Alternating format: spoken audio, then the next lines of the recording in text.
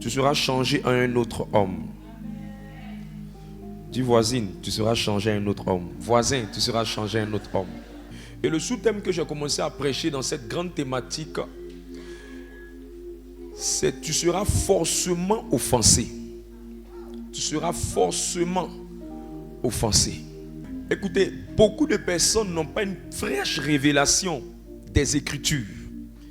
Et leur manque de révélation, leur manque de connaissance des Écritures leur font faire des prières inutiles. Et cela les prive d'une autonomie spirituelle, c'est-à-dire une vie spirituelle où ils ne seront pas en train d'être esclaves des hommes de Dieu, mais ils seront esclaves du Saint-Esprit. Et pour arriver à cette vérité-là, il faut que tu sois quelqu'un qui aime la parole de Dieu. Qui aime la parole? Voilà. C'est super. Ce que tu dois savoir de très profond, c'est que Dieu ne vous donne pas ce que vous demandez parce que vous avez assez pleuré dans votre prière. Dieu vous donne en fonction de l'état de votre cœur. Et Dieu apprécie l'état de votre cœur sur la base de combien de fois votre cœur est en train de changer. Alors regarde ton voisin, demande-lui est-ce que tu penses que ton cœur est en train de changer.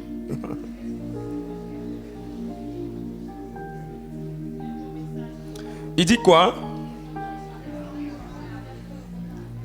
Gloire soit rendue à Jésus-Christ. Tout ce que vous avez dans votre vie, tout ce que vous êtes dans la vie, tout ce que vous possédez dans la vie est le reflet direct de ce que vous êtes à l'intérieur de vous. Donc si on veut changer ce que vous possédez, on doit changer ce que vous êtes. Et plusieurs personnes ne comprennent pas que c'est le changement intérieur qui influence le changement extérieur. C'est pourquoi si vous êtes malade à l'intérieur, naturellement vous serez malade à l'extérieur. Plusieurs personnes et plusieurs enfants de Dieu cherchent des choses extérieures, mais ils ne savent pas que le plus important, c'est l'intérieur. La grandeur d'un homme de Dieu n'est pas dans sa capacité à prier pour que les gens soient sous l'onction. La grandeur d'un homme de Dieu est dans les vertus qu'il développe. De même, on ne peut pas dire que tu es chrétien parce que tu vas à l'église. On peut confirmer ton christianisme sur la base de la transformation de ton caractère ou de ton cœur. Alors si ton voisin n'a pas vraiment changé, c'est qu'il est un chrétien avec le cœur de païen. Si ton voisin n'a pas vraiment changé, c'est qu'il est dans la maison de Dieu sans avoir le caractère de Dieu. Et je refuse que cela arrive à quelqu'un dans cette salle. Donne-moi un amen plus vitaminé. Nous sommes dans un monde où beaucoup de chrétiens sont à la recherche de ce qu'ils vont avoir, de ce qu'ils vont posséder, de ce qu'ils vont recevoir. Ils sont diplômés en recevoir, mais ils ne sont pas diplômés en transformation. Donc les gens sont concentrés sur ce qu'ils vont prendre, ce qu'ils vont attraper, ce qu'ils vont saisir, mais ils ne cherchent pas la transformation intérieure. Parce que pour eux, ce qu'ils vont prendre, ce qu'ils vont recevoir, ce qu'ils vont attraper est plus important que la transformation. Alors, ce que je veux dire à quelqu'un, ce qui est plus important pour toi, c'est la transformation. C'est le changement. C'est pourquoi même si physiquement vous êtes béni à l'extérieur et que votre cœur n'a pas changé, l'état de votre cœur va détruire vos bénédictions. Donnez à quelqu'un beaucoup de choses. Si son cœur ne change pas, son cœur finira par détruire ce qu'il possède. Donnez à quelqu'un des millions. Si son cœur ne se transforme pas, il finira misérable, pauvre. C'est une question d'année, c'est une question de mois, c'est une question de semaine, c'est une question de jours. Donnez une excellente alliance de mariage à une sœur. Si son cœur n'a pas été transformé, je vous dis, elle va jeter son alliance dans un caniveau un matin. Donnez à quelqu'un qui est dans cette salle le succès à un concours, peu importe la grandeur du concours. Si son comportement n'a pas changé, un jour vous le trouverez dans un caniveau saoulé. Le problème n'est pas la possession. Le problème, c'est la transformation. Fais la commission à ton voisin. Dis le problème, c'est pas la possession. Le problème, c'est la transformation. Les deux se terminent en Sion. Mais ce qui est sûr, tu comprends ce que je veux te dire. Philippiens le chapitre 2 verset 12. C'est pourquoi on a de vieux chrétiens mais qui ont le comportement d'enfants parce qu'ils n'ont pas été transformés.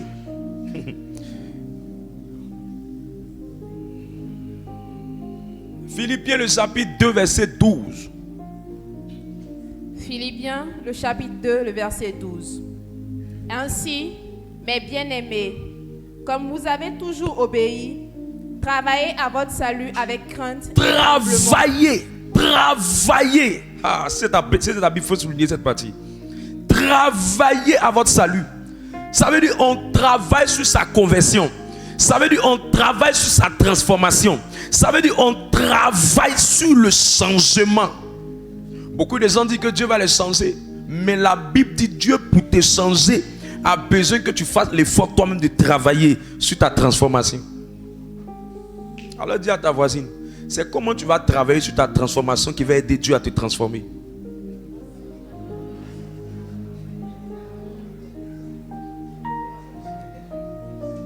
Écoutez, vas-y, continue le test. Non seulement comme en ma présence, mais bien plus encore maintenant que je suis absent. C'est Paul qui est en train de parler aux gens de Philippe, aux gens aux Philippiens. Il est en train de leur expliquer quelque chose. Il dit, vous devez travailler à votre changement. Vous devez travailler à votre conversion. Vous devez travailler à votre transformation. Parce qu'au fur et à mesure que vous serez en train de chercher à travailler sur votre cœur, sur votre comportement, sur votre caractère, il y a des choses pour lesquelles vous êtes battu hier. Tu t'es battu pour travailler. Tu t'es battu pour avoir l'argent. Tu t'es battu pour avoir mari. Tu t'es battu pour avoir femme. Au fur et à mesure que tu es en train de travailler sur ta transformation, tu ne vas même pas poursuivre ça. Femme là va venir. Travail là va venir, l'argent là va venir, la percée va venir, la richesse va venir, la gloire va venir. C'est pour ça qu'il dit travailler avec crainte et avec tremblement.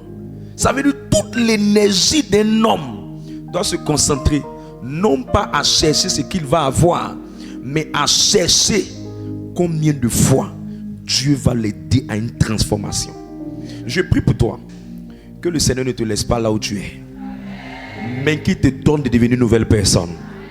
Qui te donne de devenir une nouvelle personne. Alors il y a un type de cœur qu'il faut avoir. Il y a un type de cœur qu'il faut avoir. Et quel est ce type de cœur, homme de Dieu? Le type de cœur qu'il faut avoir, c'est le type de cœur qui surmonte les offenses. C'est le type de cœur qui pardonne facilement. C'est le type de cœur qui ne te laissera pas au même niveau, mais au fur et à mesure que ça change, ta vie aussi change. C'est le type de cœur qui ne détruira pas la gloire dans ta vie. C'est le type de cœur qui ne laissera pas l'offense la détruire. C'est ce cœur-là qui est le signe que vraiment tu as changé. Tout le monde peut dire qu'il a changé, mais la meilleure manière de voir le changement, c'est à partir de combien de fois ton cœur arrive à surmonter les offenses, ou en d'autres mots à pardonner. Matthieu 6 verset 14 à 15. Matthieu 6 le verset 14. Si vous pardonnez aux hommes leurs offenses, votre Père Céleste vous pardonnera aussi. Si vous pardonnez aux hommes leurs offenses, ça veut dire que les hommes vont t'offenser. Ça veut dire que les hommes vont t'offenser. Si vous pardonnez aux hommes leurs offenses, votre Père Céleste vous pardonnera aussi. Et je me suis rendu compte que ce qu'on oublie, c'est que le texte ne dit pas si vous pardonnez aux hommes leurs péchés, mais le texte dit si vous pardonnez aux hommes leurs offenses. Parce que le constat même de Dieu, c'est que le vrai problème, ce n'est pas le péché que les gens ont vis-à-vis des autres. Le vrai problème, c'est l'offense même qui fatigue le plus de personnes. C'est l'offense même. Il y a des choses, même Dieu ne parle pas, il ne met pas ça dans la liste. Mais il met tout ça là dans le groupe des offenses parce qu'il sent que le dénominateur commun à toute attitude négative venant des hommes, c'est l'offense. Verset 15. Mais si vous ne pardonnez pas aux hommes, votre Père ne vous pardonnera pas non plus vos offenses. Vos offenses. Tant que vous n'êtes pas prêt à laisser les offenses des autres, Dieu aussi ne laissera pas vos offenses. Je peux te dire quelque chose? Donne-moi un amen, je vais te parler. Satan peut te laisser monter dans la gloire. Puis il va utiliser ton offense pour détruire cette gloire. Mettez la gloire sur quelqu'un sans qu'il ait travaillé sur son offense. Tôt ou tard, il sera comme un seau percé. La gloire là va se dilapider. Je vous dis. Je vous dis. Le nombre de personnes que vous voyez dans ce monde qui sont offensées, c'est plus élevé même que le nombre d'habitants sur la terre. Trop de gens sont offensés. Trop de gens. Est-ce que je peux conseiller à quelqu'un quelque chose de très profond que Dieu m'a dit? Il y a forcément quelque chose dans les niveaux d'offense qui sera très fort pour toi à pardonner. Mais écoute-moi bien, il faut pardonner. Parce que toute élévation dans la haine, sa terminaison, sa finalité, c'est la destruction. De la même manière que ton élévation sera intense, ta chute sera brutale, comme Maguire à tête rouge.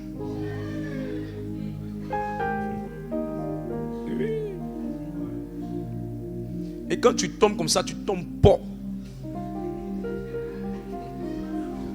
Refusez l'élévation, le succès, la percée avec un cœur rempli d'offense. Refusez. Sinon, c'est comme si tu es toi-même en train de t'inscrire à l'école de l'échec. Tu vas revenir. Je ne suis plus influencé par ce que les gens reçoivent. Je crois en une grâce que Dieu m'a donnée pour que les gens reçoivent. Je crois en une grâce que Dieu m'a donnée pour que les gens reçoivent. Mais j'ai plus de problème avec comment les gens vont recevoir. J'ai un problème avec est-ce que les gens peuvent garder ce qu'ils reçoivent.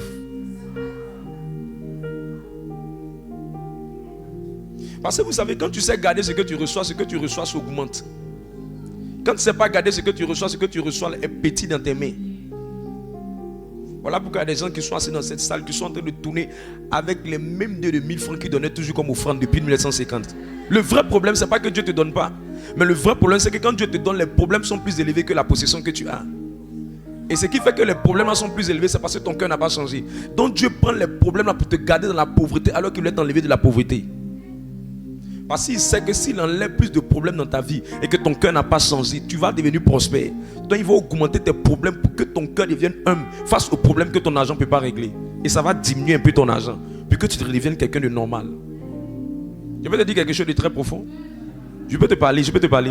Il y a forcément quelqu'un dans cette salle, soit dans cette rangée. Il y a quelqu'un dans cette salle qui, aujourd'hui, je suis en train de parler là. Malgré que j'ai prêché le mercredi passé, je suis en train de prêcher ce mercredi. Il y a quelqu'un dans cette salle encore. Quand il voit quelqu'un, il ignore, il ne le parle pas, il le boude. Il y a forcément quelqu'un. Il y a forcément. Regarde ton voisin dans ses yeux. Il ne pourra pas te regarder. Ce qu'il dit, c'est faux.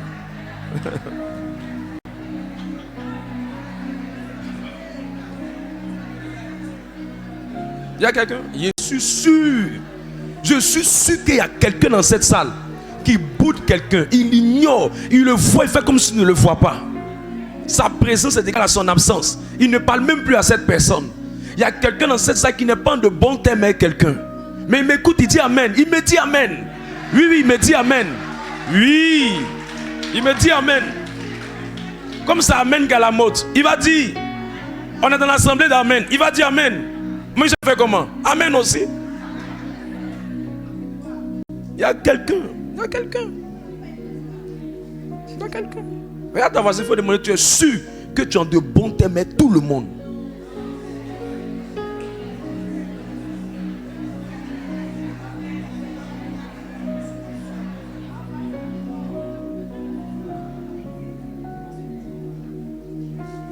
Elle dit quoi? Elle peut pas.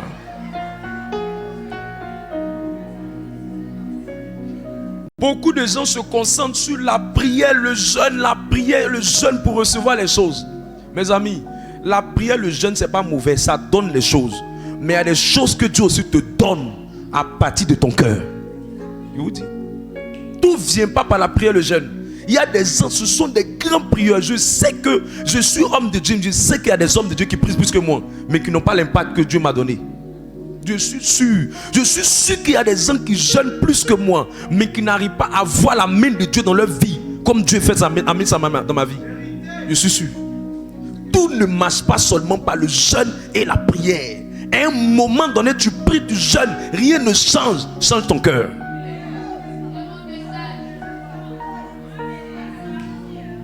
Change ton cœur. Dieu dit, s'il y a une chose qui vole la grâce des gens, s'il y a une chose qui vole les bénédictions des gens, l'une de ces choses, c'est l'amertume qui vient de l'offense. Hébreux 12, 15. Ça vide les grâces. On libère les grâces. L'amertume, l'offense, ça vide ça. Chaque fois que le diable veut chasser les grâces de quelqu'un, il va amener toujours l'offense. Hébreux 12, le verset 15. Veillez à ce que nul ne se prive de la grâce de Dieu. À ce qu'aucune racine d'amertume, poussant des rejetons, ne reproduise du trouble, et que plusieurs n'en soient infectés. Il dit nul ne se prive de la grâce de Dieu. Ça veut dire que la grâce vient, mais ce qui fait que on te vole la grâce, ce qui fait que tu es privé de la grâce, ce qui fait que la grâce est ôtée de ta vie, c'est l'amertume. Et cette amertume, elle vient de l'offense. Maintenant, il y a amertume degré 1, amertume degré 2, amertume degré 3. Il y a des gens, leur amertume qui vient de l'offense qu'on leur a fait qu'ils ne réagissent pas. Mais il ne veut plus avoir affaire à la personne. Il y a des gens, leur amertume est tellement élevée qu'ils veulent se venger. Il y a des gens, leur amertume est silencieuse. Eux, ils ne veulent pas se venger. Et ils ne veulent pas t'ignorer. Mais eux, ils sont là. Ils deviennent hypocrites. Ils font semblant. Mais au fond d'eux, il y a du sorcier là. Non, je n'ai rien dans mon cœur. Moi, je n'ai rien dans mon cœur. Je peux vivre sans la personne. Ça, c'est la prétention. Tu ne peux pas vivre sans quelqu'un que tu as beaucoup aimé. C'est parce que la personne est importante que Dieu l'a amené dans ta vie. Tu vas détruire ton année 2025. Pourquoi Dieu m'a demandé de prêcher ce thème-là au début d'année comme ça? Tu vas détruire ton année 2025 à cause de l'offense. 2025, la grâce qui est sur l'année là, tu vas détruire ça.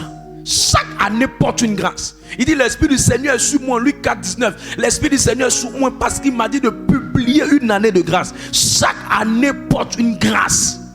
Il n'y a pas une année qui est meilleure qu'une autre. Il n'y a pas une année qui est merveilleuse qu'une autre. Dieu ne peut pas créer son enfant. Il va dire l'année 2023 sera meilleure que 2024. Ou l'année 2024 sera meilleure que 2025. Dieu n'a jamais dit ça. Dieu dit que toutes les années là, il y a une grâce dedans qui doit te localiser. Mais ce qui a tué tes années et ce qui a vidé les grâces de tes années, c'est que tu refuses de laisser tomber les offenses. Tu refuses. Je te parle, tu ne m'écoutes pas. Je te parle, tu ne m'écoutes pas. Pardon, écoute-moi. Écoute-moi. Écoute-moi. Je ne peux pas venir te prêcher pour te faire du mal. Je suis venu te prêcher pour te ramener à l'ordre. Et tu vas voir comment Dieu va se manifester. Dis voisin, pardon, non, laissons tomber. Le but de mon message est de te préserver de tout ce qui est comme offense qui viendra dans ta vie. Tu seras offensé dans tout ce que tu feras, au travail, à la maison, en famille, en réunion familiale, dans les shows, dans les événements. Il y a des gens qui ont été offensés parce qu'ils étaient assis, ils attendaient la nourriture, on ne leur a pas servi. Ils sont fâchés, ils sont sortis. Tu seras offensé. Il y a des gens qui sont arrivés dans des restaurants. C'est eux-mêmes qui ont donné le prix, ils ont donné le menu. Le plat ne venait pas, le plat ne venait pas, le plat ne venait pas, le plat ne venait pas. Elle s'est levée, elle allait dire deux mots d'abord au serveur. Les serveurs n'ont rien fait. Elle allait même vers la dame qui faisait la cuisine. La dame dit c'est pas moi, c'est le boss. Elle cherchait le boss, elle ne trouvait pas le boss, elle s'est énervée, elle a tout gâté dans la salle. L'offense est partout. L'offense est partout. D'autres à cause de bon maïs qu'on ne les a pas servis. Ils ont eu croquettes. Ils voulaient bon maïs aussi. Et comme ils n'ont pas eu bon maïs, je suis dans l'affaire de Dieu là, c'est pas maintenant. Ça fait rire. Mais c'est vrai. Ça fait rire, mais c'est vrai. Oh Seigneur, aide quelqu'un ici à sortir de l'offense. Je prie que Dieu te donne de sortir de l'offense. Écoute, je ne peux pas empêcher la pluie de tomber à un certain moment dans la vie de quelqu'un. Je ne peux pas empêcher. Il y a une chose que Dieu a donnée à tout homme de Dieu, une grâce. On peut souvent prier puis la pluie va se bloquer. Mais il y a des saisons où Dieu veut qu'il pleuve, il va pleuvoir. Mais la seule chose qu'on peut conseiller à quelqu'un, c'est de l'aider à éviter que la pluie qui tombe le touche. Je ne peux pas empêcher l'offense de t'arriver, mais je peux t'aider pour que l'offense, quand ça va venir, ça ne vienne pas asseoir dans ton cœur des maniants, des criquets, et tu deviens haineux, tu as un langage de haine. Tu deviens rancunier, tu as un langage de rancune. Tu deviens amer, tu as un langage d'amertume. Tu deviens gonflé, tu as un langage de tapioca. Tu deviens bizarre et tu deviens mystérieux, monstre dans tes relations. Non, je ne peux pas empêcher les offenses. Je ne peux pas. Peu importe ma prière, je ne peux pas dire Satan, arrête de l'offenser. Je ne peux pas dire Dieu, arrête de l'offenser. Tout ce que je peux faire, c'est de te prêcher pour que quand les offenses viendront, ça ne t'atteigne plus. Qui est arrivé à un niveau où les offenses n'arrivent plus à l'entendre?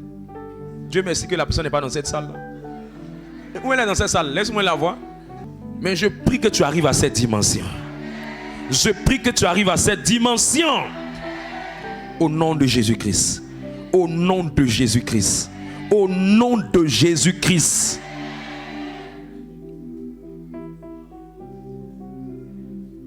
L'offense transforme les gens. L'offense change l'attitude des gens. L'offense change le comportement de quelqu'un. Quelqu'un qui était calme, tu l'offenses, tu vois comment la personne va réagir. L'offense, elle amène certaines personnes à ne pas avoir le sommeil tranquille. L'offense, elle met les gens mal à l'aise à la mention des gens qui les ont offensés. Quand on dit leur nom, ils sont plus à l'aise. Regarde la voisine, demande quel nom tu veux plus entendre. L'offense a fait que certaines personnes sont hostiles à cette ethnie. Oh, ils viennent de tel peuple, je ne veux plus avoir affaire à ceux-là. Ils viennent de telle région, je ne veux plus avoir affaire à ceux-là. Ils viennent de ceci, je ne veux plus avoir affaire à ceux-là. Écoutez-moi bien, il n'y a pas une ethnie qui est meilleure qu'une autre ethnie. Chaque ethnie a sa place, son comportement et ses coustiandises. Chaque ethnie, il n'y a pas. La Bible dit que la sémence du péché est rentrée dans l'homme. Toi, tu dis que la sémence du péché n'est pas rentrée dans tous les hommes et que c'est rentré dans une classe, dans un groupe d'ethnies. Qui t'a blagué?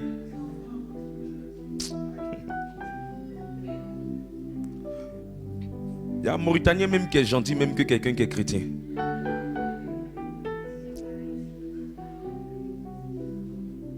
Alors je vais aider quelqu'un avec les étapes, comment on fait pour que la personne arrive à surmonter les offenses. Est-ce que tu es prêt pour m'entendre parler de ce message? Au fait, ce que tu dois savoir de très profond, de très intéressant. Matthieu le chapitre 5, versets 23 à 24. Matthieu le chapitre 5, le verset 23. Si donc tu présentes ton offrande à l'autel et que là tu te souviennes que ton frère a quelque chose contre toi, laisse là ton offrande devant l'autel et va d'abord te réconcilier avec ton frère. Puis, viens présenter ton offrande.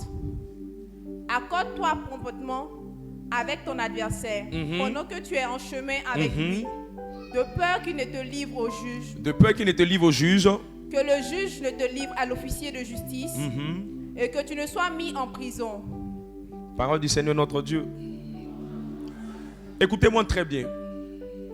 Dans ce texte, il y a deux cas. Le premier cas, c'est qu'il dit que tu te souviens. Affiche-moi le verset 23. Il dit que tu te souviens que ton frère.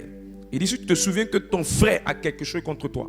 Ça veut dire que ce n'est pas toi qui es offensé, mais c'est ton frère qui est offensé. Ce n'est pas toi qui es offensé, c'est ton frère qui est offensé. Donc lorsque nous parlons d'offense, le premier cas de figure, c'est que c'est ton frère qui a été offensé.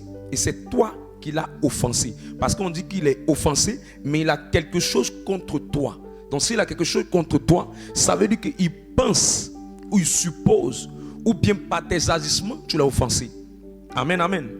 Donc le premier cas, c'est le cas où vous avez offensé quelqu'un. Amen. Verset 24, quand vous continuez le texte, il parle aussi de celui-même qui est aussi offensé. Donc, il y a le cas où c'est vous qui avez offensé la personne, et il y a le cas où c'est vous qui avez été offensé. Il y a le cas où c'est vous qui avez offensé la personne, qui offensé quelqu'un, ou il y a le cas où c'est vous qui avez été offensé. Voilà les deux types d'offenses qu'on a. Amen, amen. Le troisième cas d'offense, c'est que vous, c'est Dieu. Vous êtes offensé à cause de Dieu. Et rapidement, je vais toucher cette partie, ce troisième cas-là, parce que c'est le cas qui fatigue beaucoup de personnes, souvent. Il y a des gens qui sont fâchés avec Dieu à cause de Dieu et disent, ils ne viennent plus à la prière. Il y a d'autres à cause de Dieu et disent, ils ne font plus les messes. Il y a d'autres à cause de Dieu et disent, ils ne font plus à l'église. Pourquoi? Il a demandé un travail au Seigneur, le Seigneur ne lui a pas donné de travail. Elle a demandé un mari, le Seigneur ne lui a pas donné de mari.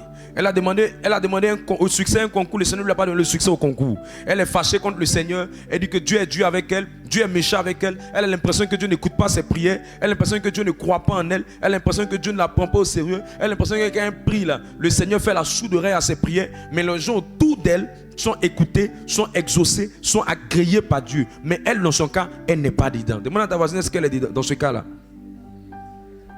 Elle dit qu'elle est fâchée Dieu. Donc elle pleure, elle ne veut même pas sentir Dieu. D'autres même s'éloignent du Seigneur. Il dit, je ne veux même pas sentir le Seigneur. Je ne veux même plus avoir affaire avec l'histoire de Dieu là. Laissez-moi avec cette histoire-là. Si Dieu m'écoutait vraiment, il allait me donner ce que je demande. Mais il ne fait rien pour moi. Il ne m'écoute pas, il n'agit pas, il est ceci, il est cela. Et ils sont offensés contre Dieu. Je sais qu'il y a quelqu'un qui est ici qui est offensé contre Dieu. Seigneur, je ne veux plus avoir affaire à toi. Laisse-moi dans mon coin. Je ne veux plus entendre votre histoire là. Elle reste dans son coin, elle ne bouge plus. Elle est couchée dans sa maison. Elle fait ce qu'elle a à faire. Mais Dieu, elle ne veut plus entendre parler de ça. Écoute-moi très bien. Ce que tu dois savoir de très profond, c'est que Dieu n'est pas ton ami de classe. Avec toi ou sans toi, Dieu va exister. Et tu as 2 fois plus besoin du Seigneur qu'il en a besoin de toi. Tu es dépendant totalement de Dieu. Mais il ne faut pas commencer à partir du fait que le Seigneur n'agisse pas dans ta vie. Ne réponds pas à ton cri, ne réponds pas à tes prières. Prends ça comme une raison de t'éloigner d'abord du Seigneur. Dieu n'est pas un féticheur. Dans sa pédagogie de fonctionnement, il ne fonctionne pas pour te plaire. Il fonctionne pour t'amener à la conversion ou à ta destinée. Quand Dieu n'est pas en train de faire, c'est qu'il y a 2 choses qu'il cherche à faire. La première chose qu'il cherche à faire, il cherche à changer ton intérieur. La deuxième chose qu'il cherche à faire, il veut être à t'aligner à sa volonté ou à son plan pour ta vie. Parce que à quoi sert-il à une personne de gagner le travail, le mariage, l'argent, les avoirs et tout ce qu'elle a, et si son âme est perdue? Si elle n'est pas convertie, si elle n'est pas transformée, si elle ne va pas au ciel, elle a gagné la terre mais elle n'est pas partie au ciel. Elle a roulé les belles voitures mais elle n'est pas partie au ciel. Elle a pris photo avec les stars de ce moment mais elle n'est pas partie au ciel. Elle a chanté dans tous les concerts mais elle n'est pas partie au ciel. Elle a parlé avec tous les grands serviteurs de Dieu, elle n'est pas partie au ciel. Elle connaît le nom, elle a le numéro de tous les prêtres de Côte d'Ivoire, elle n'est pas partie au ciel. Elle est montée, elle a porté les plus grands vêtements, les plus grandes marques, mais elle n'est pas partie au ciel. C'est qu'elle a vécu une vie sans but. C'est qu'elle a vécu une vie sans style. C'est qu'elle a vécu une vie sans source, sans ressources et sans objectif.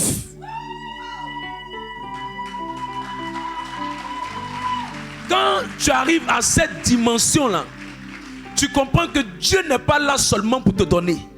Mais à un moment donné, ce que Dieu veut, il veut aussi te transformer. Donc quand tu vois que l'agir de Dieu dans ta vie est en train de tarder, ne te plains pas de ce que tu n'as pas. Plains-toi de ce que tu n'es pas. Et demande à Dieu de t'aider à devenir ce que tu n'es pas. Demande à Dieu de t'aider à devenir ce que tu n'arrives pas à être. Demande à Dieu de transformer ton intérieur afin que ce qu'il mettra dans tes mains puisse s'ajuster à ton cœur et que cela puisse durer dans tes mains. Parce que Dieu est un Dieu sage. Le marabout te donne parce qu'il veut que tu reviennes encore lui donner l'argent. Mais Dieu ne te donne pas parce qu'il ne veut pas te donner. Tu es son enfant, il t'aime. Mais ce qu'il veut, il ne veut pas que ta relation avec lui soit une relation d'intérêt. Parce que c'est une relation d'intérêt. Tôt ou tard, même si tu as eu une voiture aujourd'hui, demain, tu diras que la voiture ne te suffit pas.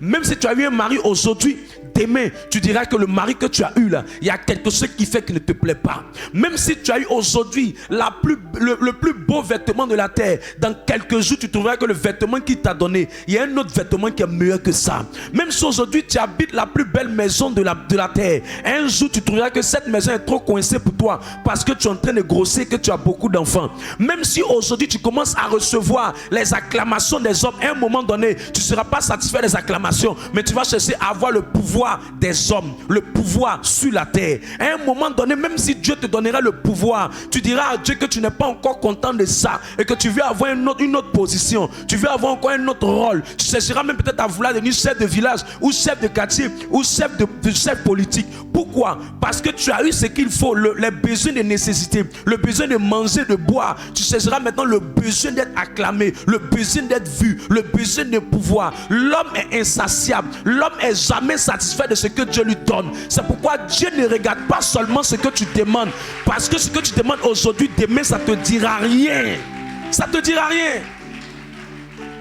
C'est pourquoi beaucoup de personnes sont frustrées. Et ils se disent, mais le Seigneur, pourquoi tu n'es pas en train de faire? Pourquoi tu n'es pas en train de faire? Arrête d'être frustré contre le Seigneur. Tu ne peux pas être en palabre avec celui qui t'a créé. Tu ne peux pas être en palabre avec ton papa. Ton papa connaît ce qui est mieux pour toi, ce qui est bon pour toi, ce qui est grand pour toi, ce qui est meilleur pour toi. La Bible dit qu'il donne ce qu'il a de meilleur pour ses enfants.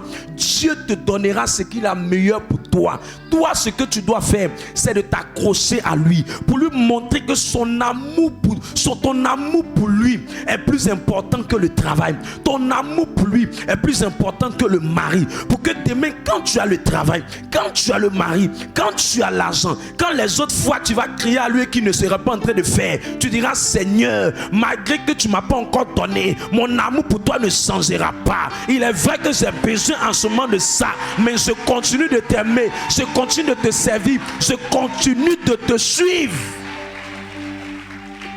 La relation d'être une relation d'amour. Aucun homme, si c'était ne veut avoir un ami qui savent qu'il a un problème, c'est là qu'il t'appelle. Là, c'est pas un ami. Là, c'est un profiteur. Les bons amis sont là dans les moments de haut, dans les moments de bas. Tu aimes Dieu quand il est toujours prêt pour toi, mais tu n'es pas prêt pour lui quand il n'est pas prêt pour toi. Tu n'es pas prêt pour lui quand il n'a pas encore fait. Ça veut dire que votre relation est comment? C'est une relation d'intérêt. Oh, il n'y a pas un homme, si c'était frère et soeur, je prie, je cherche Dieu. Dieu agit avec moi, Dieu travaille avec moi. Mais il y a des fois que j'ai demandé certaines choses au Seigneur, le Seigneur m'a donné à la minute près. Il y a des fois, il a demandé certaines choses, le Seigneur a attendu 1 heure après. Il y a des fois, il a demandé au Seigneur, il m'a donné ça 2 ans après. Il y a des fois, il a demandé certaines choses, il m'a donné 3 ans après. Il y a des fois, il a demandé certaines choses, il m'a donné ça la même semaine. Mais pourquoi mon cœur n'a pas changé et pourquoi est-ce qu'il n'a plus peur de me donner? C'est parce que quand il me testait après 2 ans, après 3 ans, après 1 semaine, après 3 semaines, il ne me donnait pas et qu'après il me donnait, mon amour pour lui ne changeait pas. Il a compris que notre relation n'est pas une relation de donner, de recevoir, de donner, de recevoir, mais notre relation est une relation de comment lui plaire, comment le suivre. Si cela commence à grandir dans ton cœur, Dieu n'aura plus peur pour te donner ce que tu demandes. L'homme est trop changeant. L'homme, son cœur, tu ne maîtrises pas. L'homme, son cœur est bizarre. Tu vois un homme qui est parti à la mairie, il a vu la femme. Il dit oui, je l'aime. Il a dit tout ce qu'il voit. Le jour il va voir une femme qui a même teint, même visage, même forme, même teint que cette femme. Il va commencer à se poser la question s'il avait bien dit le oui. Parce que le cœur de l'homme lui-même ne maîtrise pas son propre cœur. Tu vas voir quelqu'un qui est en train de pleurer à la prière ici, Seigneur, donne-moi le travail. Dieu va lui donner un salaire de près de 200 000. La même personne, quelques mois après ou quelques années après, elle va apprendre qu'on peut avoir un salaire de 1 million. Elle va dire que le salaire que j'ai là, mais ça peut faire quelque chose pour moi. L'homme là est comme ça. C'est pourquoi Dieu ne va pas tout le sang répondre à nos caprices. Arrête de te jouer les bébés. C'est ton papa. Il te donnera ce qu'il a mieux pour toi. Je prie que ta relation avec Dieu revienne. Je prie que ta relation avec Dieu revienne. Ce que tu attends de lui, je te dis, parce que tu as cette révélation, il te le donne dans moins d'une semaine dans le nom de Jésus-Christ. Que le gourmet que tu as eu, la déception que tu as eu à cause de ce que Dieu n'a pas répondu, que Dieu vienne répondre à ton cri cette saison. Reçois cette grâce. Reçois cette grâce. Et lorsque tu sais que tu as offensé quelqu'un, je vous dis et je vous le redis, la formule la plus sage, c'est d'aller vers cette personne pour lui demander pardon. Tu as raison, tu n'as pas raison. Mais on reconnaît que quelqu'un est vraiment converti lorsqu'il cherche plus la paix que d'avoir raison. On reconnaît que quelqu'un n'est pas converti lorsqu'il cherche plus à avoir raison que d'avoir la paix avec les gens. C'est pour ça qu'un bon mari ne cherche pas à vouloir avoir raison avec sa femme, il cherche la paix dans la maison. C'est pourquoi un bon employé ne cherche pas à avoir raison dans l'entreprise, mais il cherche la paix dans l'entreprise. Quand tu cherches la paix, même quand tu as raison, tu surpasses ta raison et tu vas vers le pardon. Et faire le premier pas, ce n'est pas un signe de faiblesse. Faire le premier pas, c'est un signe d'humilité. Et c'est un signe de grandeur. Quand quelqu'un est grand dans la vie, il est toujours au-dessus de celui qui est vite offensé. C'est pour ça que deux personnes sont fâchées dans une maison. Monsieur et madame sont fâchés. Celui qui fait le premier pas, c'est celui qui est plus grand. Il y a des maris qui sont grands en âge, mais ils ne sont pas grands en cœur. La grandeur ne se trouve pas dans ton âge, dans ta forme, dans tes cheveux. La grandeur se trouve dans ton cœur. Ton cœur, ton cœur, ton cœur. Montrez-moi qui fait le premier pas quand il y a un problème. Je vais vous montrer la personne qui est plus mature. Demande à ta voisine si tu fais le premier pas quand il y a un problème. Non, il va sentir que je suis faible. Pourquoi c'est moi qui est parti vers lui? Pourquoi c'est moi qui ai fait ça? Pourquoi c'est moi qui ai fait ça? Non. Écoutez, chaque fois que vous faites le premier pas, commencez toujours par demander pardon. Ne commencez pas par vous excuser. Moi, dans ma vie personnelle, quand je rencontre quelqu'un, dès que je commence à lui dire ce que je n'ai pas remarqué, dès qu'il me dit immédiatement, excuse-moi, pardonne-moi, je me répands, j'arrête, je ne veux plus faire, immédiatement, je deviens faible. Et je l'ai appris ça de Dieu. Dieu aussi, quand on vient vers lui et qu'on commence à lui dire, comme la parabole des deux personnes qui sont allées vers Jésus. Il y a un qui est venu qui dit, Seigneur, moi je donne ma dîme, je donne ceci, je donne cela, je donne ceci, je donne cela. C'est pas que ce qu'il faisait n'est pas bon. C'est pas que ce qu'il faisait n'est pas juste. C'est pas que ce qu'il a fait n'est pas normal. Mais Dieu ne veut pas entendre ta justification sans avoir entendu ta repentance. Je reprends. Dieu ne veut pas entendre ta justification sans avoir entendu ta repentance. Parce que quelqu'un qui se justifie trop est une personne orgueilleuse. Quelqu'un qui se justifie moins est une personne humble. Cette justification, c'est juste qu'il veut dire que la personne n'a pas droit au pardon que tu lui donnes. Non, tout le monde a droit au pardon. Parce que ta sensibilité de cœur et la sensibilité de mon cœur, c'est pas pareil. Donc on doit tout faire pour que l'autre dans sa sensibilité accueille bien nos justifications. Mais pour qu'il puisse accueillir bien nos justifications, on doit être capable de demander pardon. L'oreille qui écoute bien, c'est l'oreille qui a d'abord entendu le pardon. Quand tu parles beaucoup et que tu n'as pas donné le pardon, ce que tu dis là, ça fait sort dans l'oreille de la personne. Mais quand tu demandes pardon avant de commencer à parler, la personne, son cœur ouvert pour te parler, pour te bénir, pour t'accorder, pour te donner. Mais quand tu es incapable de reconnaître, de t'humilier, de dire que tu demandes pardon et que tu veux trouver des mots, des conjugaisons, des histoires, des métaphores, tu veux montrer que tu es trop intelligent, tu es trop rusé et que tu es permanemment en train d'argumenter, la personne ne sera pas prête à te donner le pardon. Or, dans le texte de Matthieu 5, c'est un pardon qu'on doit t'accorder, c'est un pardon qu'on doit te donner, c'est un pardon qu'on doit te libérer. Montrez-moi un foyer où le mari ne monte pas. Je vous dis, la femme là, elle a fait semblant de demander pardon, elle a fait semblant de t'accorder le pardon. Le pardon qui n'est pas quitté du cœur ne peut pas ouvrir le ciel sur ta tête. Travaille dans une entreprise avec un patron, le pardon qui n'est pas quitté de son cœur, ta vie ne peut pas aller très loin. Tu vas beau te justifier en disant non, moi je m'en fous, j'ai fait ma part, mais Dieu connaît la sincérité du cœur. Dieu connaît les cœurs qui sont vrais et Dieu connaît les cœurs qui font semblant. C'est pas dire pardon seulement que Dieu veut. Dieu veut la sincérité dans ton pardon, parce qu'il y a des pardons pour se débarrasser. C'est le pardon des hypocrites. Les pardons qui sont sincères, c'est le pardon où on s'humilie, c'est le pardon où on reconnaît, c'est le pardon où on accepte. Quand Dieu voit ça dans le cœur de quelqu'un, la personne vers qui il est, vers qui il allait demander le pardon, Dieu incline son cœur, Dieu dispose son cœur à libérer le pardon à cette personne. C'est pourquoi il dit, si vous pardonnez, on vous pardonnera. Si vous laissez, moi je vous laisserai. C'est le pardon de ce genre-là que Dieu bénit. C'est ça qui Dieu bénit. C'est ça que Dieu bénit. C'est ça que Dieu bénit. J'ai trop vu des couples, ils sont venus, non, on est à l'aise, ça va bien chez nous, je leur fais asseoir, je dis vous deux. Si l'autre n'a pas vraiment pardonné l'autre, il ne faut pas aller plus loin. Jamais. Même dans le combat spirituel, un homme de Dieu qui n'a pas la paix dans son foyer, Satan va le griller. Mieux vaut être célibataire. C'est pour ça que les prêtres, l'église a demandé à ce que les prêtres soient célibataires. Parce qu'il faut beaucoup d'humilité pour être marié. Beaucoup d'humilité. Tous les gars gros bras ne se marient pas. Ou bien ils sont dans un foyer mais ils n'ont pas l'environnement, ils n'ont pas l'arbre de paix. Ils n'ont pas la joie de la maison.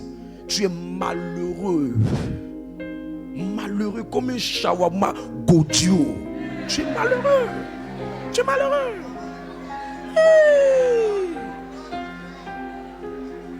Est-ce que je peux ajouter?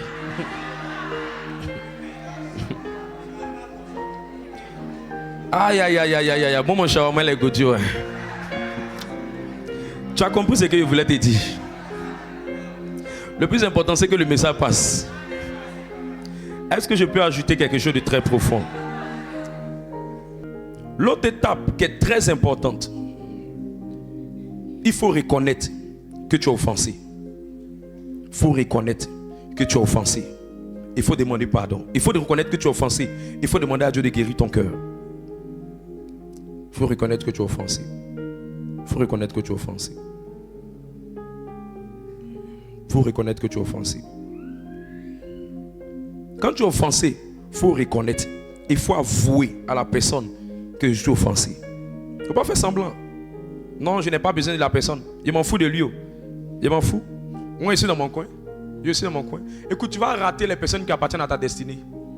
Il y a des personnes qui sont les escaliers vers ton prochain niveau. Tant que tu les enlèves dans ta vie, tu ne vas jamais aller quelque part. Et ces personnes qui appartiennent à ta destinée, là, souvent sont les personnes que tu aimes le plus. Dieu ne met pas l'amour dans le cœur de quelqu'un dans le vide. Quand Dieu met l'amour dans le cœur de quelqu'un, il fait en sorte que tu aimes quelqu'un. C'est le signe que cette personne va jouer un rôle déterminant dans ta destinée. Et si l'offense arrive en vous, il faut être honnête pour lui dire j'ai été offensé. Il ne faut pas voir les souris n'a quoi. Elle te parle, tu fais comme si tu es content, mais tu n'es pas content. Tu n'es pas vrai, tu n'es pas sincère. Il faut avouer. Il faut avouer. Dis voisine, avoue que tu as mal. Avoue que tu as mal. Pourquoi tu dois avouer? La première raison pour laquelle Dieu veut que tu avoues, c'est que souvent même celui qui t'a offensé ne sait même pas. Le gars en train de manger à l'eau, toi tu souffres.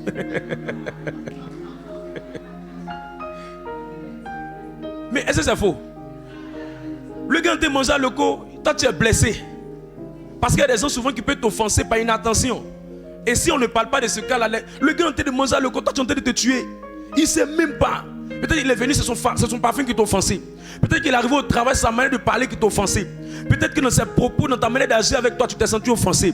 Peut-être qu'en voulant te taquiner, tu n'as pas amené à aimer sa manière de te taquiner. Et ça t'a offensé. Peut-être que lui aussi, dans sa manière de faire, il t'a offensé. La personne peut ne pas savoir. Et si tu n'avoues pas à cette personne, elle est tranquille dans son coin. Ventilateur la souffle, climatiseur la souffle. Elle est à l'aise quelque part là-bas. Elle vit sa vie, toi tu es en train de pleurer. Tu es en train de pleurer Bernard. Bernard s'est marié. Toi tu es célibataire, tu pleures encore Bernard. Bernard a déjà fait son mariage. Il a déjà pris une autre femme. Tu te tues. Faut lui dire, tu lui avais dit depuis longtemps que tu es blessé. Ça allait te libérer le cœur. Parce que une offense avouée est un cœur à moitié guéri. Je reprends. Une offense avouée est un cœur à moitié guéri. Mais quand tu n'as pas avoué, ton cœur te fait mal. Ton cœur te fait mal. Et tu n'es pas à l'aise. Tu n'es pas en paix. Tu n'es pas tranquille. Maintenant, en train de faire sa vie tranquillement. Lui, il est en train de danser. Toi, tu es en train de te tuer. À cause de ça, tu ne dors plus. Tu es en train de maigrir. Ton cou est en train de sortir. Tes côtelettes sont en train de venir. Regarde, les cré-cré sont en train de venir sur toi. Mais les gens sont en train de penser à autre chose. Bernard est en train de lever sa nouvelle femme. Toi, tu es encore sur le gourmet de Bernard depuis 1950. Il fallait le lui dire. Il fallait libérer la personne. Tu m'as fait ça, ça m'a fait mal. J'ai fait ceci, j'ai fait cela. Il faut dire. Tu es en train de te plaindre. Ta responsable t'a blessé. Dis-lui, tu m'as blessé. Ton frère en Christ t'a blessé, dis-lui tu m'as blessé. Ton collègue de travail t'a offensé, dis-lui tu m'as offensé. Mais lui ne sait pas, il est en train de vivre sa vie. Quand ça te fait mal, tu dis, attends, il m'a blessé comme ça. Attends, il est à l'aise, hein? Attends, donc il est à l'aise comme ça. Et c'est la partie où il est à l'aise, où il vit sa vie là même qui te fait mal. Tu vas te tuer, tu vas mourir vite. Tu vas mourir vite. Pourquoi est-ce que tu dois avouer? Tu dois avouer parce qu'à un moment donné, les mauvais sentiments vont venir dans ton cœur contre la personne. Des mauvais sentiments. Tu es là, mais ton mari t'énerve. Tu es là, mais ton responsable t'énerve. Tu es là, mais vous êtes dans une chorale. Ton maître de cœur, il t'énerve. Il t'énerve. Quand c'est comme ça, tout ce que la personne fait t'énerve. Qui a déjà vécu ça? Tout. Tu ne l'as pas dit, mais tout t'énerve. Son visage t'énerve, son habit t'énerve, sa manière de faire, son fonctionnement t'énerve. Tout ce que la personne dit et fait, ça t'énerve. Et les sentiments qui viennent comme ça là, ne viennent pas de Dieu.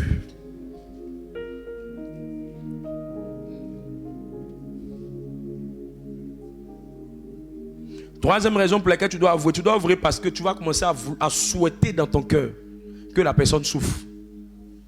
Que la personne vive ce qu'il t'a fait. Bon, quatrième raison, tu as souhaité dans ton cœur qu'il souffre. Tu souffres.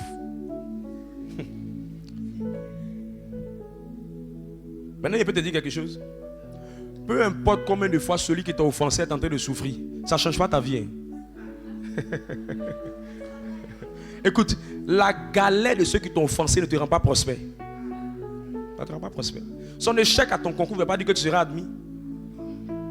Le fait qu'il soit célibataire ne veut pas dire que ça va immédiatement dire que toi tu vas te marier. Le fait que rien ne va dans sa vie ne veut pas dire que toi ça va aller dans ta vie. Le fait de souhaiter que lui ne s'accomplisse pas, ça ne veut pas dire que son non-accomplissement va influencer toi ton accomplissement. Même la mort de celui qui t'a offensé ne veut pas dire que toi tu seras en paix après sa disparition de la terre. Qui souffre, qui galère, mais est-ce que sa galère va te rendre riche? Est-ce qu'une galère ça augmente l'argent sur ton compte, ou bien ça te fait des transferts sur ton Wave, ton Orange Money, ton MTN, ton Move? Dis-moi. Ça ne va même pas guérir ta blessure. Ça ne va rien changer. C'est pour ça qu'il faut avouer. Dis voisine, si on t'a offensé, pardon, il faut me dire.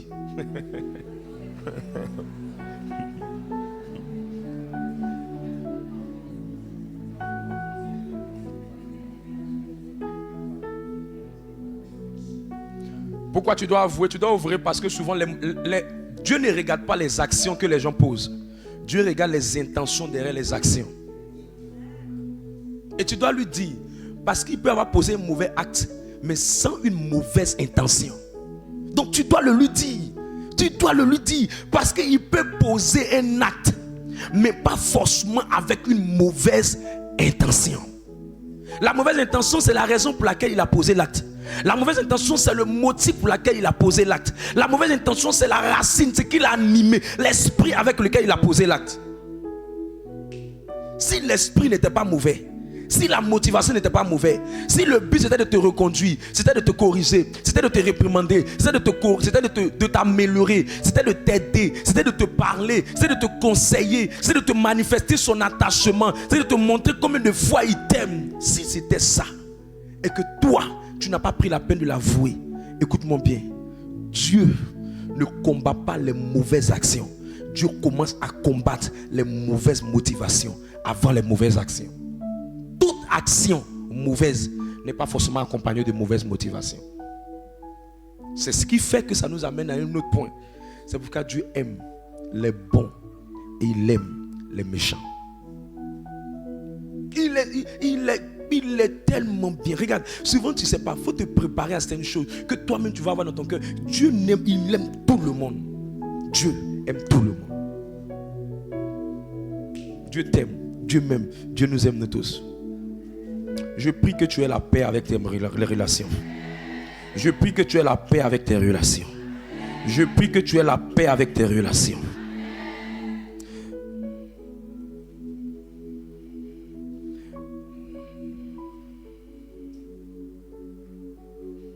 Comment tu vas arriver à surmonter les offenses?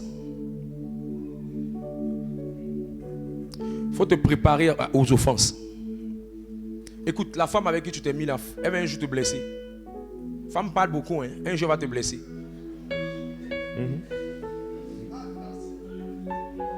Écoute, le mari avec qui tu es là, je t'informe, un jour sera tenté par une femme en dehors de toi, la femme que tu es. C'est un homme. On ne dit pas ça aux fidèles. Comme on ne dit pas ça aux fidèles, les gens viennent avec des blessures. C'est pour ça que les gens sont tout en train de poursuivre les faux hommes de Dieu. Parce que les gens ne les enseignent pas la profondeur de l'évangile. Je te dis, c'est un homme. C'est un homme. Je te dis, la femme avec qui tu es là, un jour va se plaindre du fait que l'argent que tu lui donnes, ça n'en suffit pas. C'est une femme. C'est une femme. C'est une femme. Là où il y a femme, il faut qu'il y ait la prospérité. Est-ce que tu es préparé? Tu commences à être préparé à l'offense. Je te dis, le responsable qui est avec toi, ton responsable d'entreprise, un jour, il va t'offenser. Ton responsable de département, un jour, elle va t'offenser. Il va t'offenser.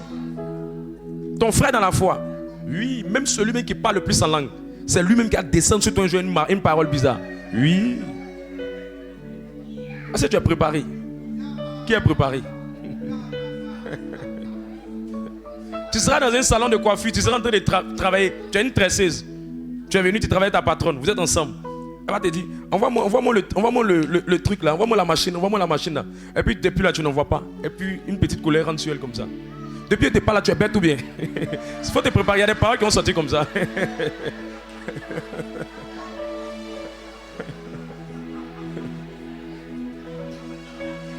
Regarde, tu vas rencontrer des personnes qui n'aiment pas répéter les paroles 4 fois. Il faut te préparer à ça. Va m'acheter ça à la boutique. Oui, j'ai compris. Va m'acheter ça à la boutique. Va m'acheter ça à la boutique 3e fois. C'est-à-dire la 3e fois, puis tu viens lui demander encore après, qu'est-ce que tu as dit? C'est fini, tu vas prendre ta dose. Tu as bouché ou bien? Tu as bouché? Tu vas prendre ta dose. Sois préparé. Que ton cœur soit préparé. Il y a des gens qui ne supportent pas ceux qui sont lents à comprendre. C'est pour ça qu'ils peuvent être des enseignants. Il y a des gens qui leur expliquent beaucoup pour qu'ils comprennent un peu. Depuis l'on t'explique, tu comprends pas. Tu comprends pas. Tu seras offensé. Est-ce que tu es préparé? Tu seras offensé. Tu montes dans le bac, un jour un apprenti va t'offenser.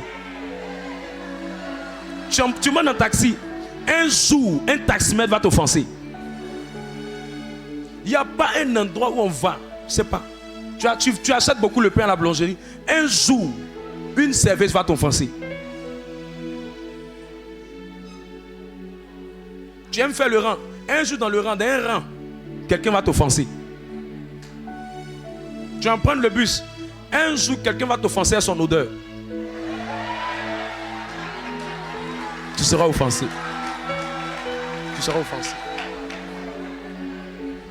Je veux qu'on devienne une assemblée où on a l'antiballe de l'offense.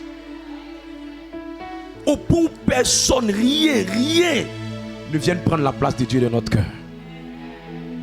On te pique ici, ça passe pas. On dit, mais attends, elle vient d'où? Elle dit, tu ne sais pas. J'ai été vacciné par un message. J'ai été vacciné. On t'envoie des pics, il te pique ici, te pique. Ça ne rentre plus. Parce que l'offense est passée. La guérison est passée. La transformation est passée par là. Que le Saint-Esprit te vienne en aide. Comment tu vas arriver à surmonter les offenses?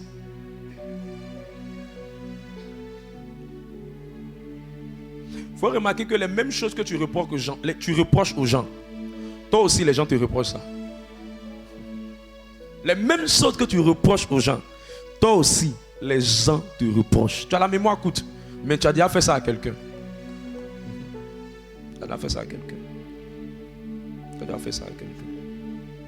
Un jour, je devais accueillir quelqu'un chez moi. Et je devais accueillir cette personne à la maison. Et la personne que je devais accueillir, je me suis renseigné un peu. Elle est qui? C'est qui? Et quand je me suis renseigné et qu'on a dit que la personne était de telle famille et qu'elle avait perdu un membre de sa famille, immédiatement le Saint-Esprit est venu dans ma mémoire. Puis le Saint-Esprit m'a dit, tu te rappelles quand tu étais orphelin, quelqu'un t'a reçu chez lui, toi. Il faut la recevoir chez toi. Quand je me suis rappelé de ça, immédiatement mon cœur s'est ouvert au désir de vouloir aider la personne. La meilleure manière de surmonter les offenses, c'est de se dire qu'un jour toi aussi tu vas offenser la personne. La meilleure manière de surmonter les offenses, c'est de se dire que toi aussi un jour tu vas offenser la personne. Je ne sais pas comment ça fonctionne, mais il n'y a personne qui est à l'abri d'un jour d'une parole qui va frustrer. Je ne sais pas comment ça fonctionne, mais je te dis, il n'y a personne qui est à l'abri de dire une parole un jour à quelqu'un qui ne va pas le frustrer. Dis à ta voisine, un jour je te dis une parole qui va te frustrer. Je te demande pardon d'avance.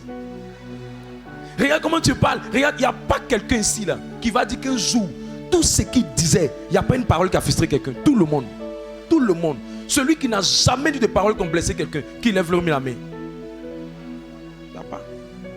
Un jour tu vas offenser quelqu'un.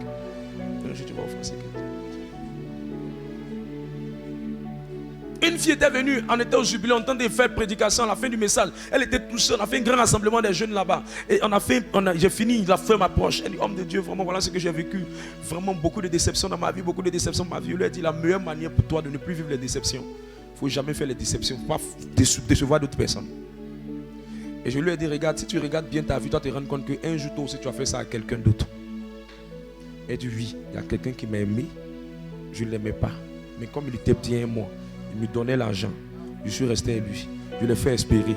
Et un jour, il est dessus. Il dit, il faut regarder ce qu'on t'a fait aussi. Un jour, tu étais avec quelqu'un. Tu comptais sur lui. Tu pensais qu'il allait te marier. Tu te cachais pour aller chez lui. Tu as mis tes affaires chez lui. Tu as mis ton éponge chez lui. Lui aussi, qu'est-ce qu'il t'a fait? Il t'a dessus aussi. Il t'a dessus aussi.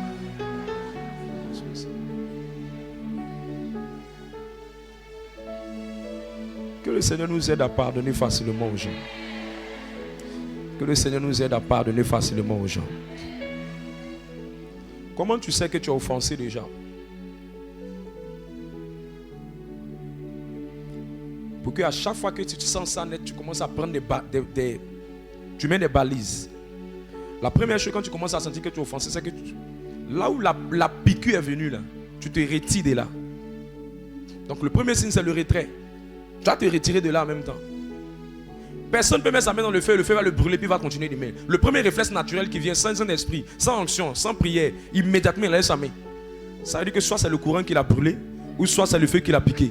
Quand quelqu'un prend une dose de parole, le premier réflexe qu'elle fait, elle se recroqueville quelque part. Elle se retire, elle reste dans son coin. Elle dit, c'est qu'il a pris ma dose là, c'est mieux rester dans mon coin. C'est rester dans mon coin.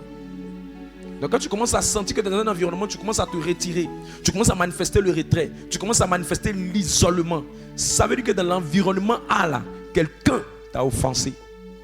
Montrez-moi dans une maison quelqu'un qui aime beaucoup rester très dans son coin, quelqu'un qui aime beaucoup s'isoler. Tout le monde est au salon, il est beaucoup dans la chambre.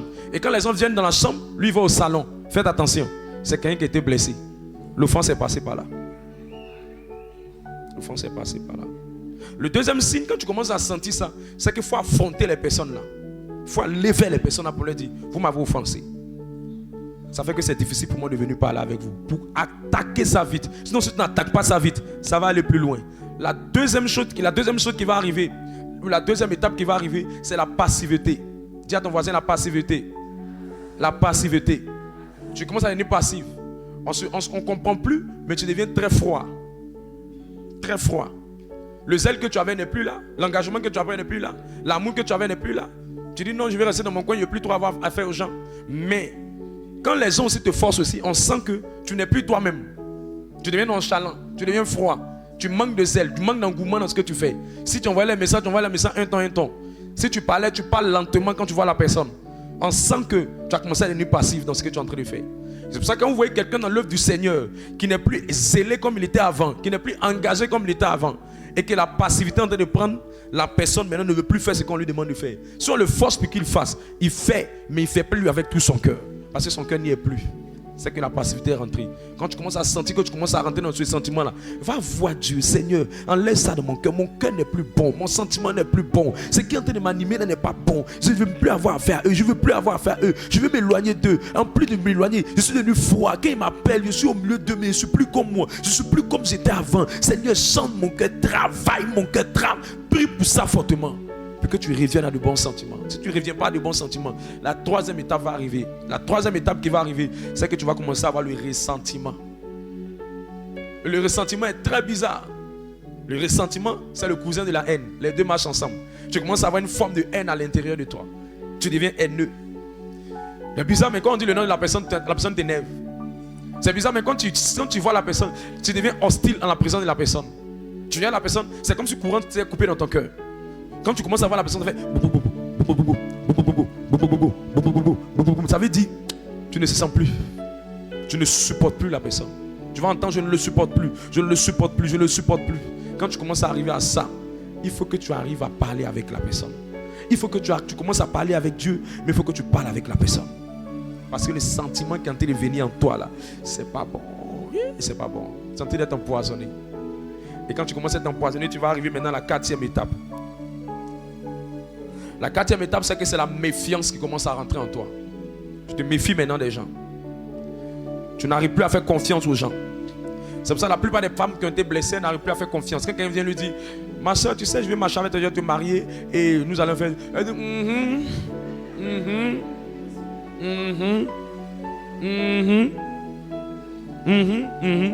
mariage, La méfiance. La personne ne fait plus confiance aux gens. La personne n'arrive plus à s'engager, à s'attacher aux gens. Elle n'arrive plus. Là où elle était offensée, le domaine dans lequel l'offense est venue, ce domaine-là, il commence à avoir une forme de méfiance très prononcée. À cette étape-là, si on a coupé, c'est bon. Parce que tout le reste, ça devient très dangereux. Si Dieu ne t'a pas rattrapé vite, parce que quand la méfiance commence à arriver, tu te méfies de tout et tu es prudent en tout. Tu rentres dans une forme de suspicion. Et ça te mène dans... Tu as des idées négatives à chaque fois. Tu vois le mal partout. Tu vois les choses négatives de tous les sens. Tu vois les mauvaises choses partout. Tu ne veux plus. Non, ça là, c'est qui m'ont fait. Non. Et puis chaque fois que quelque chose de bon veut venir, ça va toujours revenir dans ton esprit. Fais attention. Tu as pris un piquant quelque part. Si tu es quelque part, tu ne pourras plus émerger dans l'endroit. Parce que le diable est en train de te déconnecter avec ce sentiment-là. Mais je prie que cela ne t'arrive pas dans le nom de Jésus-Christ. Je prie que cela ne t'arrive pas dans le nom de Jésus-Christ.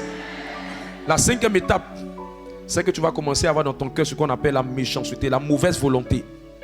C'est la méchanceté. Tu cherches comment tu as fait pour faire mal à la personne qui t'a offensé. Tu deviens méchant, malicieux, mauvais. Tu cherches comment faire mauvais sur la personne. Tu vas commencer à trouver les moyens de gâter le nom de la personne, salir l'image de la personne, salir la réputation de la personne, dire du mal, calomnier la personne. Parce que c'est dans ça que tu veux prendre ton plaisir. Ça veut dire que l'offense est rentrée là. Mais si je suis déjà à la fin. Et l'autre chose, quand ça commence à évoluer, l'avant-dernière chose, c'est que la personne va commencer à entrer dans l'obstination. Obstination. Commence à s'obstiner. Ça, c'est quelle étape ça? C'est l'étape où maintenant, quand la personne, quand tu lui parles, tu lui dis, ma soeur, il faut essayer de revoir ta position. La personne ne change plus d'avis. Et le mot que la personne va beaucoup utiliser, il faut laisser ça là. Il faut laisser ça là. On a trop vu ça, il faut laisser ça. Il faut laisser ça. Il faut laisser ça. Elle s'entête. Un endurcissement se produit dans l'âme de la personne. Les souvenirs douloureux. Et c'est bizarre, mais ce type de personne, qui commence à s'obstiner là, il n'écoute plus, il ne change plus d'avis. Il y a une blessure quelque part. Quand vous voyez un enfant, on parle, il n'écoute pas. C'est qu'il a déjà classé la personne, on appelle ça l'obstination. Il a classé ceux-là. Je monte et descends. Si Dieu même n'est pas descendu, moi, jamais. Son visage est gonflé, dur. Il ne veut plus rien comprendre. On le fait asseoir, on veut lui parler. Il dit jamais. La Bible dit en Proverbe 18, verset 19, qu'une personne qui rentre dans ce sentiment-là est plus grave, est plus dangereux à changer qu'une ville qui est fortifiée. Tellement que la personne rentre dans un entêtement, une impolitesse qui ne dit pas son nom. Ça vient d'une blessure. Ça vient de l'offense. Quand vous voyez quelqu'un qui est dur, il le désobéit aux instructions, il ne veut rien entendre, il ne veut plus rien comprendre. On parle ici, on reparle, on parle. Il y a une blessure quelque part, mais il ne veut pas dire. Tu vois un enfant commencer comme ça, c'est qu'il a une blessure contre quelque chose, contre ses parents, contre les frères, contre ses soeurs, mais il ne dit pas. Il est rentré dans un renfermement et il ne veut plus rien entendre. Il ne veut pas entendre raison. On n'entend plus parler. Frère tant, les frères de la foi lui parlent. Il dit il ne veut rien comprendre. Il ne faut rien comprendre. Quand tu lui dis ça, il dit laissez-moi ça là. Ça là, on connaît ça ici. Laissez cette affaire là.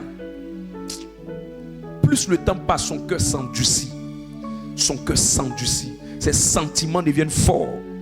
Et le comme même dans ça, qui me nerve le plus, c'est que la personne commence à un moment donné à ne plus se rappeler des bonnes choses qu'on lui a été faites, mais se rappelle uniquement de l'offense qu'on lui a fait.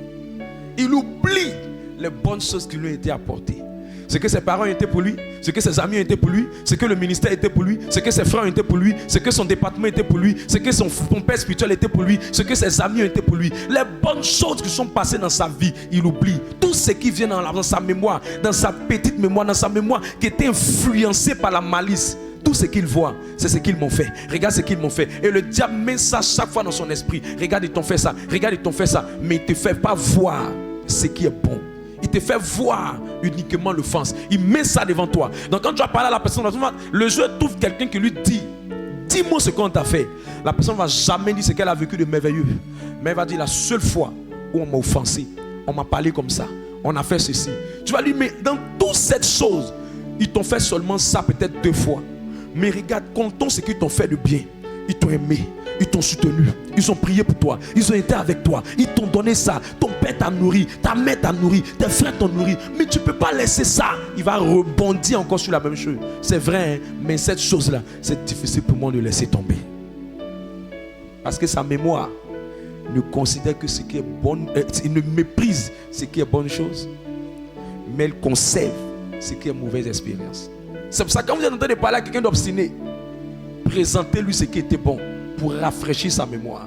Regarde ce qu'on a fait pour toi. Regarde ce qu'on a été pour toi. Regarde ce qu'on a apporté pour toi. Regarde ce qu'on a construit pour toi. Regarde ce qu'on a bâti pour toi. Regarde l'amour qu'on t'a donné. Regarde l'aide qu'on a été pour toi. Regarde l'amour qu'on a fait. Regarde tout ce qu'on a essayé de faire pour rafraîchir sa mémoire. Parce que Satan a mis les virus de la mauvaise chose seulement qu'on a fait. Moi dans ma vie, même si tu m'as fait quelque chose de mal, quand je me rappelle de tout ce que tu as été comme bon pour moi, ça sera difficile pour moi de facilement dire qu'à partir de maintenant, je ne veux plus avoir affaire à toi. Ça sera difficile. Très difficile. Parce que je garde plus les bonnes choses et j'oublie facilement les mauvaises choses. Les bonnes choses nous donnent de regarder le bon côté de la personne. Mais les mauvaises choses nous donnent de voir toujours le mauvais côté de la chose, de la personne. Or, il n'y a personne qui ne te fera pas une mauvaise chose. Mais si tu essaies d'évaluer le nombre de bonnes choses que la personne a fait, tu vas apprécier ça. Il y a des gens qui ne veulent plus avoir affaire à leurs parents. C'est vrai que peut-être ta mère t'a pas mis à l'école. Peut-être que tu voulais aller dans une école où tu n'as pas pu aller. Mais rappelle-toi de ce qu'elle a été pour toi. Rappelle-toi que si elle n'avait pas poussé, tu ne serais pas arrivé à l'existence. Rappelle-toi que si la femme ne t'avait pas donné à têter, tu ne serais pas arrivé à la distance. Rappelle-toi que si cette femme n'avait pas poussé, elle pouvait mourir à cause de ta tête qui devait sortir de son bas-ventre. Mais elle a accepté de te porter. Ne regarde pas l'offense qu'elle a eue. Ne regarde pas le rejet qu'elle a eu. Ne regarde pas l'attitude qu'elle a eue. Regarde les bonnes actions qu'elle a posées dans ta vie. Si tu peux regarder le bon côté de la chose, tu lui donneras facilement le pardon. Tu lui donneras facilement l'amour. Tu lui diras, maman, tu m'as fait ça. C'est vrai. Mais quand je regarde ce que tu as été pour moi, je peux prendre ce que tu as été pour moi pour dire, tu n'avais pas de mauvaise motivation. C'est la vie qui a été ainsi. C'est la vie qui s'est présentée de cette manière.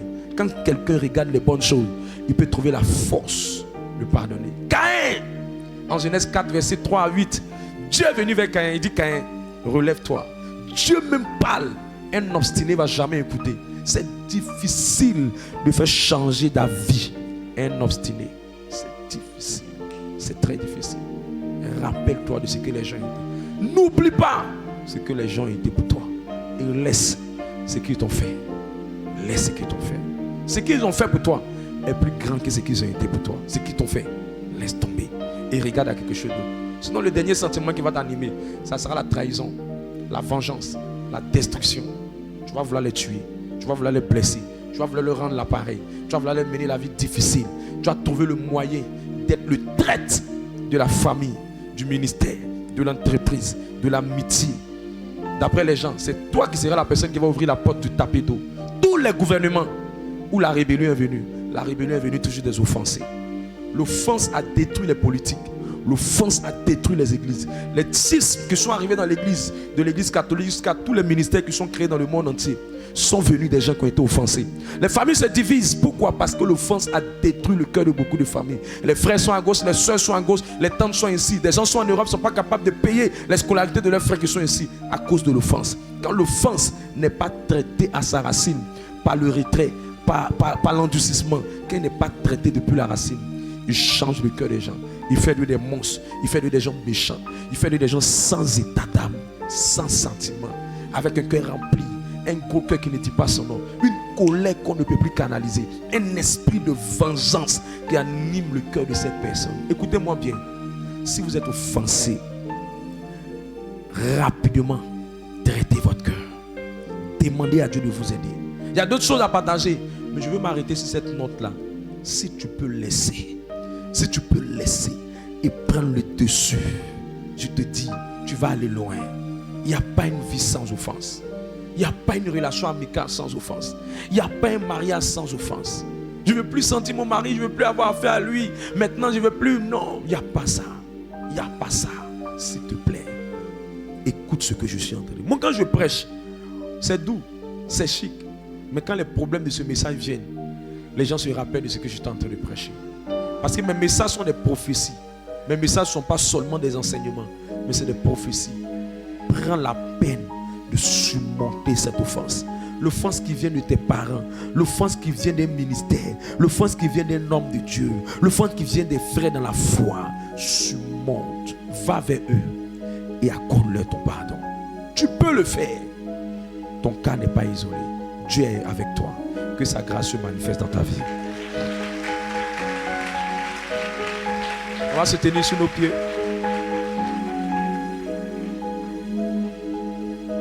Mets la main sur ton